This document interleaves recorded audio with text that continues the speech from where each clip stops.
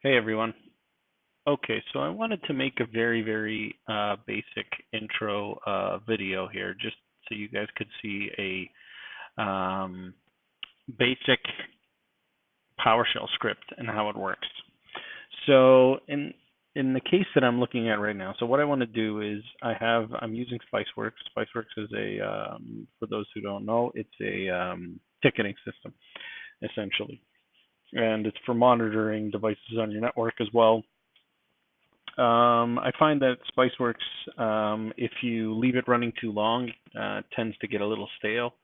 So I like to reset it once a day after work, let's say around 8 o'clock at night, something like that.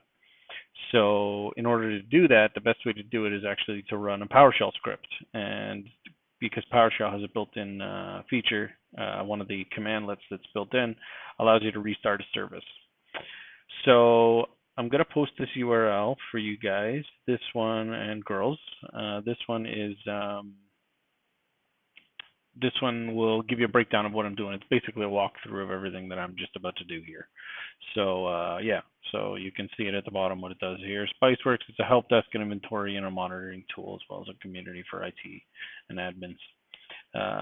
So what I want to do is I want to create a text document. That's what I'm going to do, and I'm going to call it Spiceworks Resets. Okay.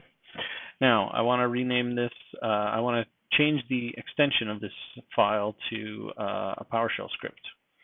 So there's many ways of doing it. What I like to do personally is I like to see the actual extensions.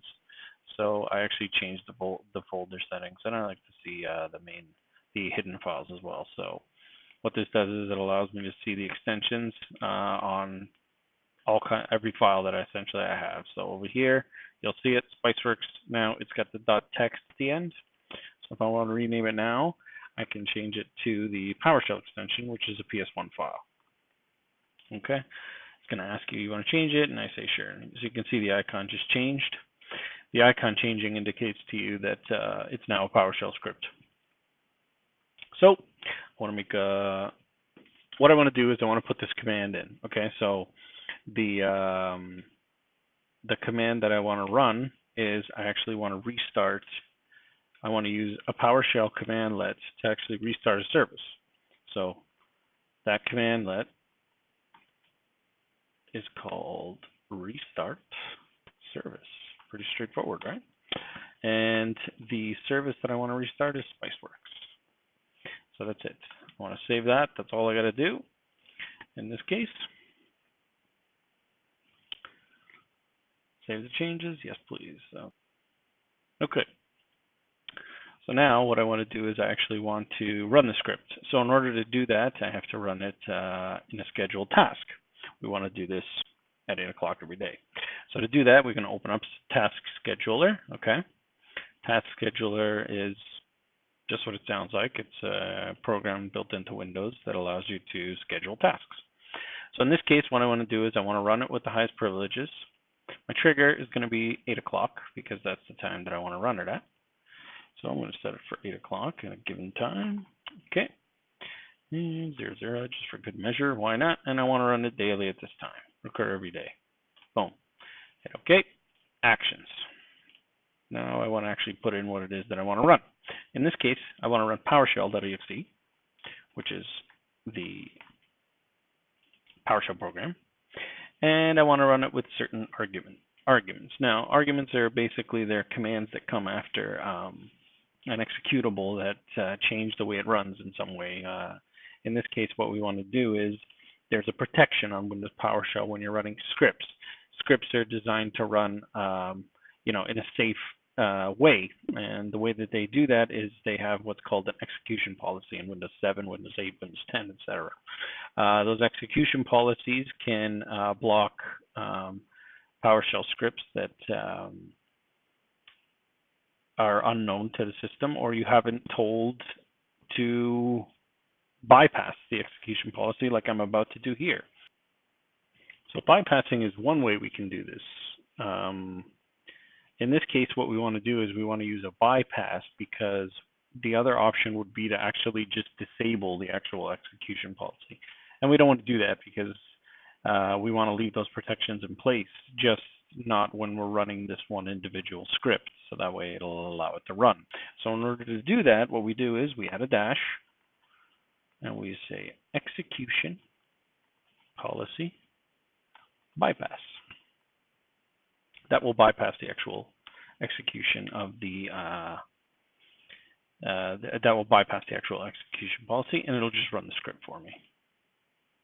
So now I just need the actual location of the script. So in this case, the location is going to be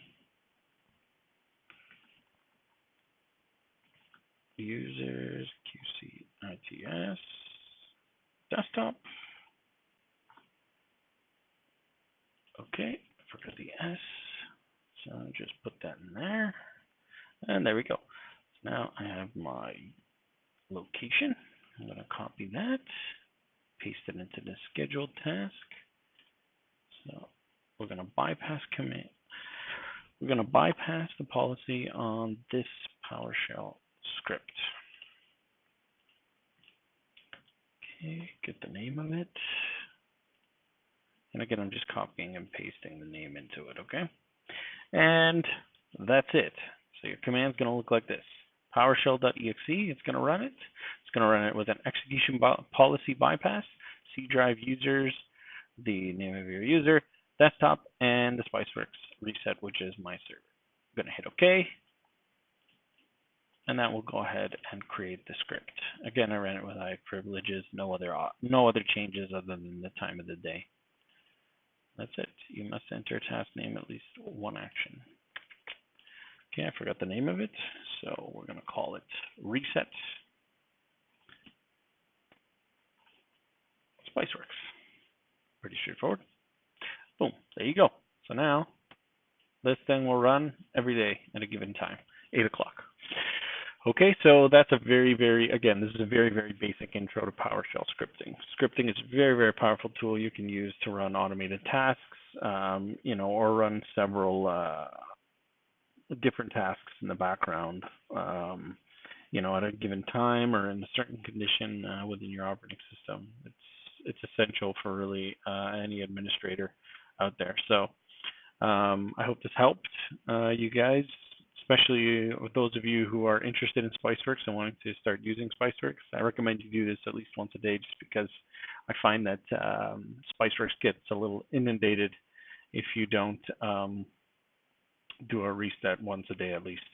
So again, I'll post this URL for you guys so that way you can reference it. And if you have any other questions or you want to see me do anything else specific with PowerShell scripting or anything like that, leave me your questions and I will do my best to answer them, give you a demonstration, or at least point you in the right direction. If you like the video, by all means, like it, and hope you found it helpful. Thanks, everyone. This is Guido for QCITS.